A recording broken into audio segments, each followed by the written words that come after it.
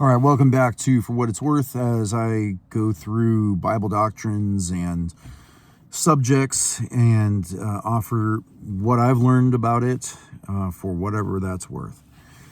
So, we're talking about, in this new series, about just Christian manhood and masculinity. And you might be looking at these weird glasses I'm wearing and go, what in the world is that? They're like bug eyes.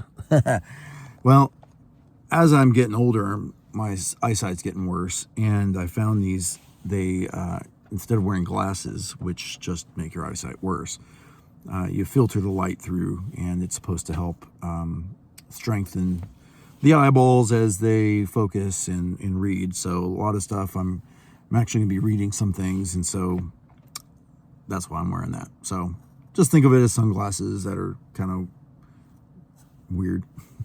Okay, anyway, our culture, it's lost its collective minds in terms of understanding what gender even means, what it means to even be human. The church in Western society has also not been very helpful in bringing clarity to this issue, since it has also been feminized even long before the feminist agenda rose to prominence. And currently, there appears to be a shortage of godly young men. And the church, in a book I read by Vodi Bakum, he quotes a Barna study that says that the typical U.S. congregation draws an adult crowd that is 61% female and 39% male. And this gender gap shows up in all age groups and categories. Unfortunately, the trend is getting worse, and as many as 90% of boys who are being raised in church will abandon it by their 20th birthday. Now, that's kind of an old statistic, and there is movement now towards more men going to church than ever were before, and so that's a good thing. And I've seen some headlines about that. So that's kind of a new trend that's going in the right direction. But for the longest time, this has been the trend. Now, how is it that the religion founded by a man, Jesus Christ, established by 12 men that had traditionally attracted men, have significantly fewer percentage of men compared to women? Are women more sensitive to God's voice than men?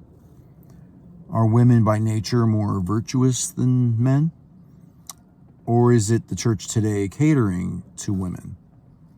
There have been anecdotal claims by various people as to why this is happening, and whatever the case might be, men are more likely to be absent from Christianity than women. Now, I think there is something within women that like the mysterious, that are searching for higher meaning, and it draws them to religion, and so I can see that as something that draws women to church more than men. Men are more practical. We want, what can I do? How can I solve a problem? What can I put my hands on to put to work? And so sitting and listening to, metaphysical realities and stuff may turn some men off and be like, I don't see a practical good for this, so they don't go. Anyway, many of the virtues that are promoted to become a real man are simply adult virtues that apply to any mature human being, regardless of gender. So a lot of times I listen to Christian guys who talk about being a godly man, and what they're really telling you about is how to be a godly human, how to be a godly just person, which a woman could listen to, and also it could apply to her too. And those are good teachings. We need that kind of stuff because we all need humility. We all need love. We all need gentleness and meekness and goodness and faith and self-control. All of those kinds of things, which are the fruit of the Spirit. We, as Christians, need that. But what does it mean to be a Christian man? As not a woman. I mean, what makes us unique and different so that our faith and our understanding of who we are is expressed in a uniquely masculine way that is true to who God made us. Like, how do we do that? Is it just being a good person, just being a good Christian, just being a good human being? Well, I think it starts there, but we have uniquely masculine characteristics that God made us with that we really need to understand and explore and learn how to draw out of us in a God-glorifying way. So don't be surprised if some of the things I say offend your senses at some point. We live in a society that's dominated by just people who get offended very easily about anything. It's very toxic. And whether it's toxic feminism or a toxic patriarchy, really what we have as the spirit of the age today is egalitarianism. It's a flattening of the sexes. It's a flattening of everything. It's this fictional equality ideal, which has really feminized the Western church so that no one has any idea what the roles are supposed to be and can only offer rebellion against traditional norms and we call that equality. We call it progress. But what progress have we really gained since adapting to feminism in our modern society? I mean, how much better are women? How much better are men? And you might be able to say, well, women are much better off now, but are men better off? I would say no. We have a boy crisis. We have a male crisis. And if it's good for women at the expense or at the detriment of men, then it's not good for women either. Listen to this. This is something Barack Obama said back in June of 2008 on his Father's Day speech in Chicago before running for president, before his party shut him down to say anything like this ever again. He said this, quote, "But if we are honest with ourselves, we'll admit what too many fathers also are missing from too many lives in too many homes. They have abandoned responsibilities, acting like boys rather than men. And the foundations of our families are weaker because of it. You and I know how true this is in the African American community. We know that more than half of all black children live in a single-parent household, a number that has doubled since we were children. We know the statistics that children who grow up without a father are 5 times more likely to live in poverty and commit crime, 9 times more likely to drop out of schools, and 20 times more likely to end up in prison. They're more likely to have behavioral problems and run away from home and become teenage parents themselves. And the foundations of our community are weaker because of it. We need fathers to recognize that responsibility does not end with conception. We need them to realize that what makes you a man is not the ability to have a child, it's the courage to raise one." End of quote. Now, Obama made this speech before becoming president, and it would be the last time he would ever say anything this bold about the traditional family ever again. And he was probably quickly put in his place by the immoral racketeers of his party who thrive on the breakdown of society and the breakdown of the family and dependence on government. Now, where Barack Obama stopped standing up for manhood, Christian men should be bold enough to stand up to the feminists and take on the scorn and the ridicule that they're going to get.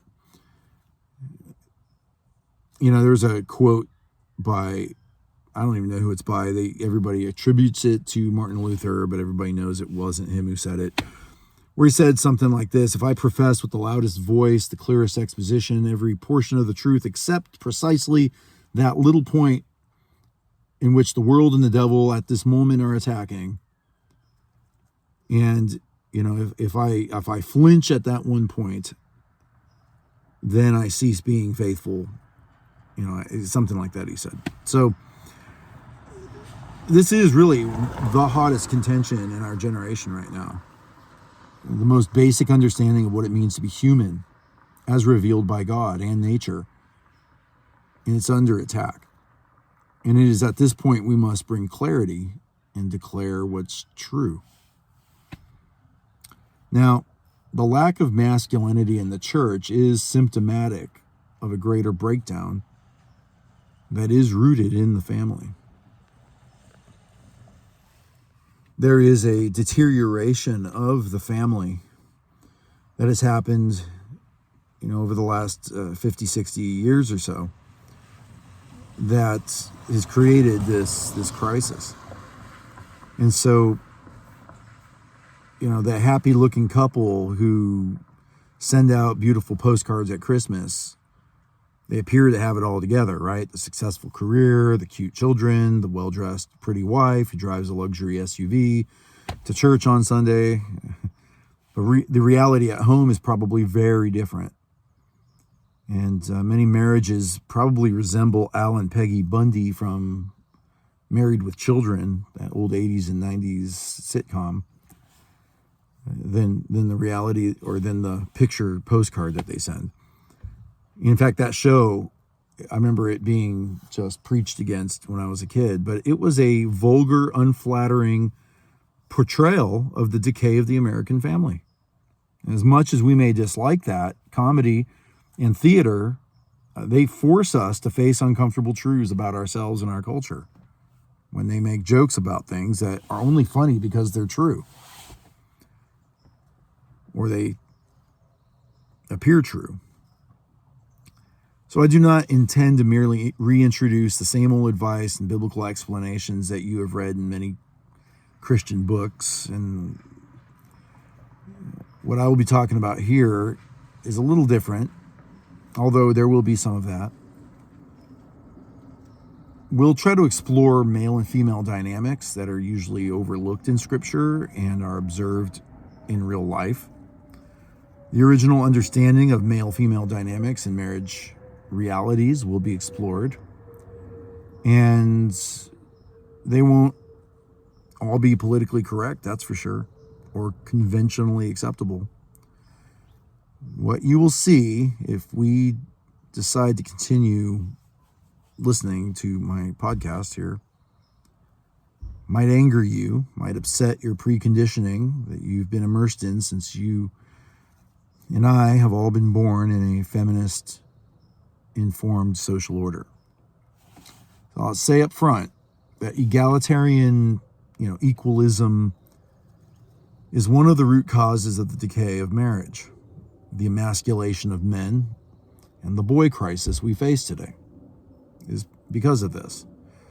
And you might say, no, women are better off because of feminism. But are men better off? If it is beneficial for one sex and it is detrimental to the other, then it's not good for either. And we got to define what is good. What is the good that we are trying to arrive to? What has God said is good? And oftentimes the feminists have said that what God has said is good is not good. The order that God has created for men and women has been vilified as not good. And it's been attributed to, the Romans, and it's all Western civilization, and it's been corrupt forever. And it's only until now that we as feminism have figured out what is good and right. Well, it's not just the West. The East has been very patriarchal too. And the idea that we finally arrived to a place where men and women are totally equal in this fictional feminism idea that has, yes, done some good for women, but at the same time, it's brought men down, which isn't good for women either, as Barack Obama has talked about. So what egalitarians, those who believe in basically the flattening of the sexes, what they argue, or they attempt to tackle an authoritarian biblical language of headship, makes men subservient to their wives, and the women only submit, so-called, when she agrees to do so.